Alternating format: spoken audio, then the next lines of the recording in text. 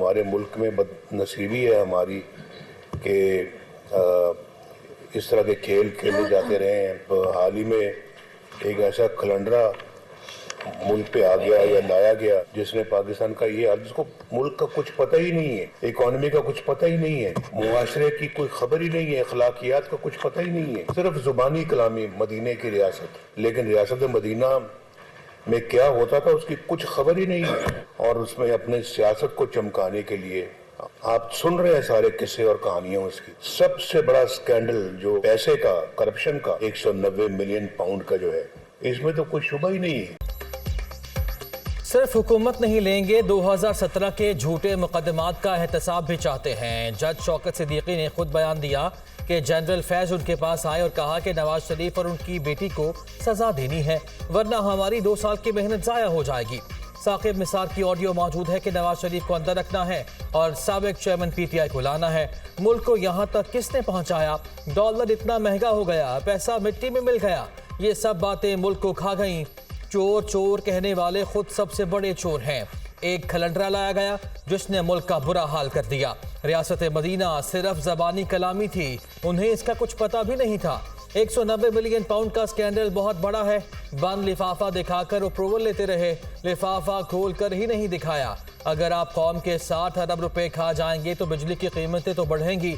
हम यहाँ हुकूमतें लेने नहीं बैठे, आवाम की भलाई चाहते हैं। मुस्लिम लीग नून के कायद नवाज शरीफ का पार्लिमानी बोर्ड के इजलास से खिताब।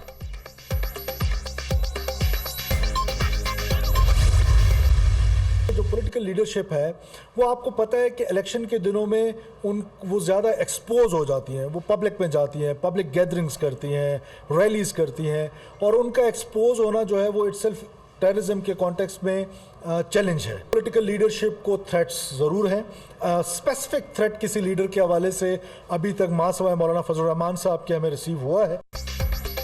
इंतखाबी मुहिम में दहशतगर्दी के हवाले से खतरात लाहक हैं। मौलाना फजल रहमान के हवाले से धमकियां मौसूल हो चुकी हैं। माजी में भी सियासतदानों पर हमले हुए। बेनज़ीर भुट्टो को इंतखाबी मुहिम के दौरान शहीद कर दिया गया। 2018 की इलेक्शन मुहिम में नवाब सिराज रईसानी को 200 अफराद के साथ शहीद किया गया। हमारी ख्वाहिश और मेहनत है कि इलेक्शन पुरअमन हो। सिक्योरिटी से मुतालिक इलेक्शन कमीशन की तमाम ज़रूरियात पूरी करेंगे। अफ़गान बाशिंदे पाकिस्तान में किसी सियासी सरगर्मी में हिस्सा नहीं ले सकते। 10 गैर मुल्की अफराद की सियासी सरगर्मियों में हिस्सा लेने की निशानदही की गई। मुल्की सियासत में हिस्सा लेने का हक सिर्फ पाकिस्तानियों का है। निगरान वज़ीर दाखिला सरफराज भुगटी की प्रेस कॉन्फ्रेंस।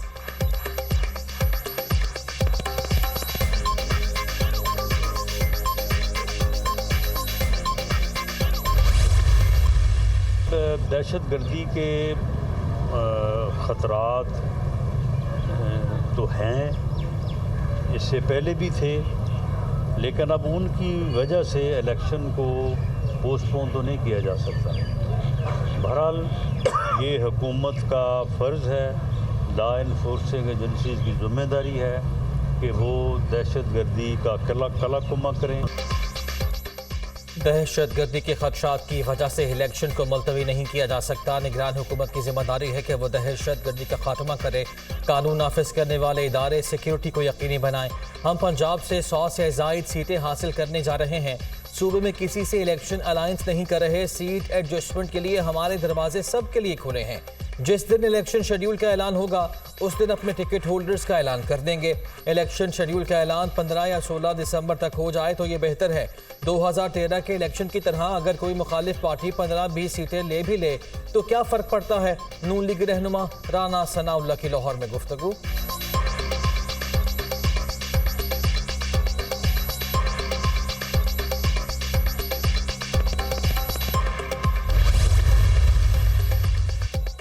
आइंदा इंतखाबात की प्लानिंग। इस्तेहकाम पाकिस्तान पार्टी की क़यादत और नून लीगी रहनुमाओं के दरमियान 2 मुलाकातें। IPP सरबराह जहांगीर तरीन और आन चौधरी की शहबाज शरीफ की रिहाइश का आमद। गुज़िश्ता शाम होने वाली मुलाकात में इलेक्शन के हवाले से तबादला ख्याल। फ्रीकैन के दरमियान सीट एडजस्टमेंट पर असूली इत्तफाक कर लिया गया। सीटों का नंबर क्या होगा ये बाद में तय किया जाएगा। राबतों के दूसरे मरहले में ख्वाजा साद रफ़ीक, राना सनाउल्लाह और अयाज सादिक की जहांगीर तरीन की रिहाइश का आमद। सीट एडजस्टमेंट के मामलात को आगे बढ़ाया। हतमी फैसला नवाज शरीफ और नून लीग की कोर कमेटी करेंगे।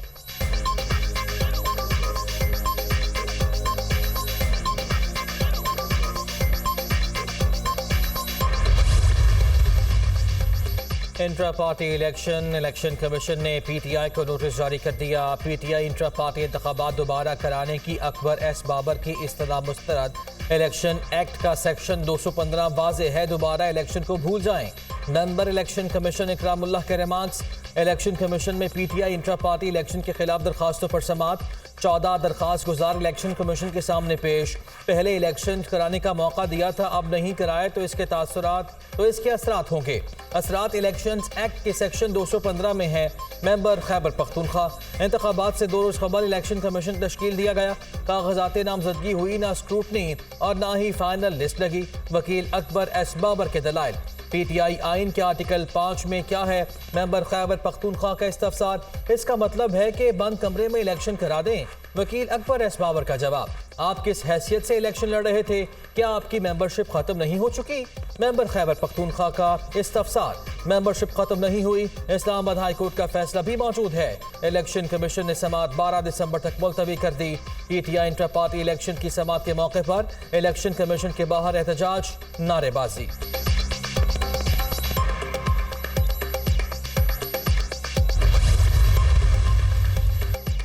पीटीआई के नाम नेहाद इंट्रा पार्टी इलेक्शन हुए। तय था कि सिलेक्शन होने जा रही है। पीटीआई के वर्कर से धोखा हुआ। पार्टी वर्कर्स को लेवल प्लेइंग फील्ड मिलनी चाहिए। हमने 16 साल तहरीक इंसाफ की ब्रांडिंग की। साबिक चेयरमैन ने पार्टी उजरती सियासतदानों के हवाले कर दी। पीटीआई बानी रहनुमा अकबर एस बाबर की मीडिया से गुफ्तगू।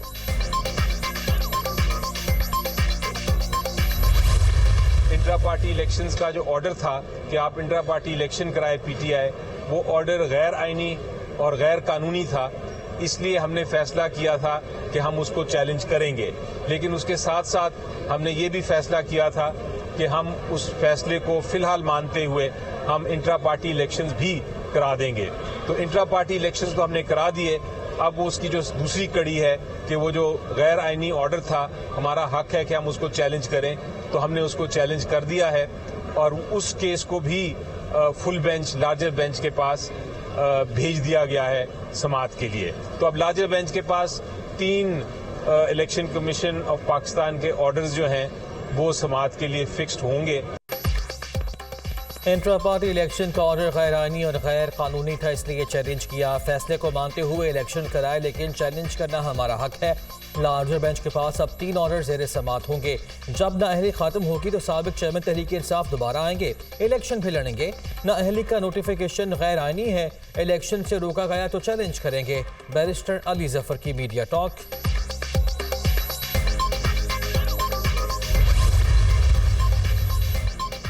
साबिक चेयरमैन पीटीआई की 5 साल के लिए नाअहली के खिलाफ दरख्वास्त पर समाअत। लाहौर हाई कोर्ट के जस्टिस शुजात अली खान ने दरख्वास्त समाअत के लिए लार्जर बेंच को भेज दी। साबिक चेयरमैन पीटीआई की जानिब से बैरिस्टर अली जफर अदालत में पेश। दरख्वास्त के हतमी फैसले तक नाअहली का नोटिफिकेशन मुअत्तल करने की सदा। दोबारा पीटीआई इंट्रा पार्टी इलेक्शन कराने के फैसले के खिलाफ दरख्वास्त पर समाअत। जस्टिस शुजात अली खान ने पीटीआई की दरख्वास्त को समाअत के लिए लार्जर बेंच को भिजवा दिया। दरख्वास्त में इलेक्शन कमीशन को फरीक बनाया गया है।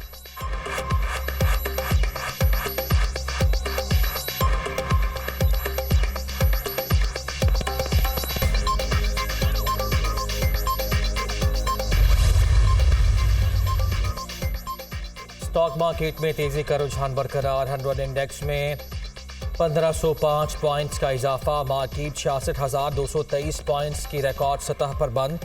करेंसी मार्केट में रुपया मुस्तहकम। इंटरबैंक में डॉलर के कदर में 25 पैसे की कमी। डॉलर 283 रुपये 87 पैसे पर बंद हुआ।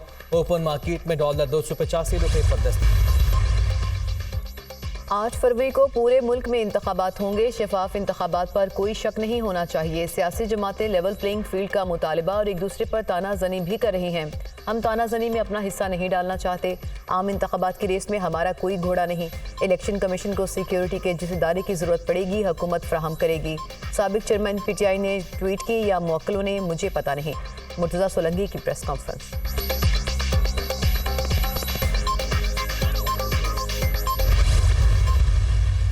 2018 में एक और लाडला बना दिया।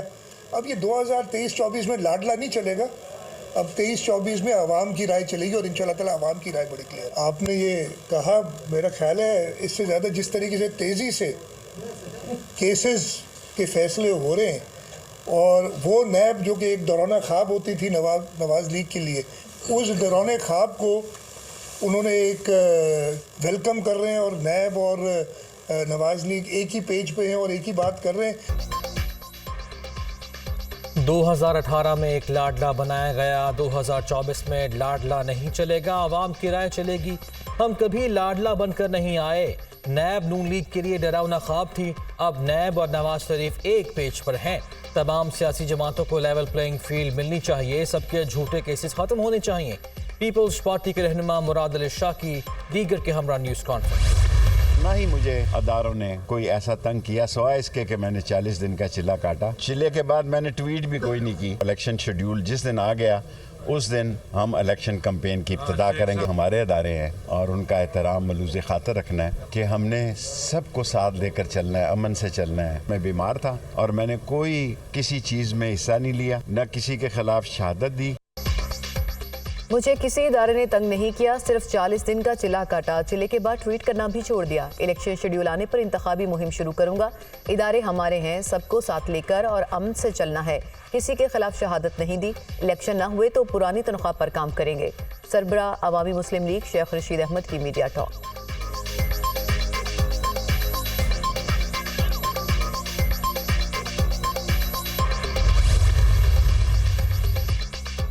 साबिक मुशीर एहतसाब शहजाद अकबर की गिरफ्तारी का मामला, वफाकी पुलिस ने FIA इंटरपोल को खत लिख दिया।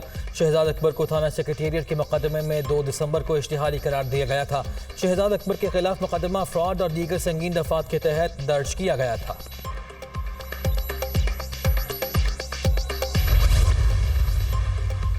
हसास इदारे को लतीफ़ खोसा और बुशरा बीबी की मुबैना ऑडियो लीक्स की तहकीकात का हुक्म। इस्लामाबाद हाई कोर्ट का मुबैना ऑडियो लीक्स के खिलाफ दरख्वास्त पर समाअत का तहरीरी हुक्म जारी। आइंदा समाअत पर DG लॉ पैमरा और DG लॉ PTA को ज़ाती हैसियत में पेश होने का हुक्म। FIA और PPA 10 रोज़ में अपने रिपोर्ट्स पेश करें। ऑडियो लीक से मुताल्लिक केस के ज़ेरे समाअत होने के दौरान एक और ऑडियो लीक हो जाना परेशान कुन अमर है। ऑडियो लीक्स के अमल से ये तासुर मिलता है कि शायद रियासत के पास लीक रोकने की सलाहियत नहीं। सुप्रीम कोर्ट के हालिया फैसले के मुताबिक शहरियों के बुनियादी हुकूक में मुदाखलत साबित हो जाए तो इसके नताइज हैं। तमाम दस्तयाब टेक्नोलॉजीज को बुरुएकार लाते हुए पता लगाया जाए कि ऑडियो सबसे पहले किसने लीक की। फैसले का मतन।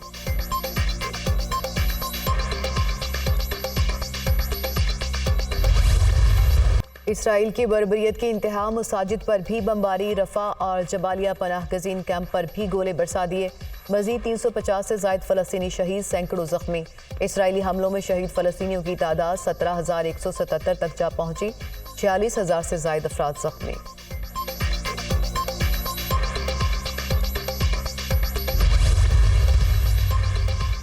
अक़वाम मुत्तहिदा की जनरल असम्बली में फ़लस्तीनियों के हक़ में 5 करारदादें मंजूर। फ़लस्तीनी पनाह गज़ीनों की मदद के लिए पेश करारदाद के हक़ में 168 ममालिक ने वोट दिया। असासों के तहफ़्फ़ुज़ से मुताल्लिक़ करारदाद को 163 ममालिक की हिमायत हासिल रही। इसराइल की जाबराना कार्रवाइयों की तहक़ीक़ात से मुताल्लिक़ करारदाद के लिए वोटिंग के अमल में 75 ममालिक गैर हाजिर रहे। 12 ममालिक ने करारदाद की मुखालिफत की।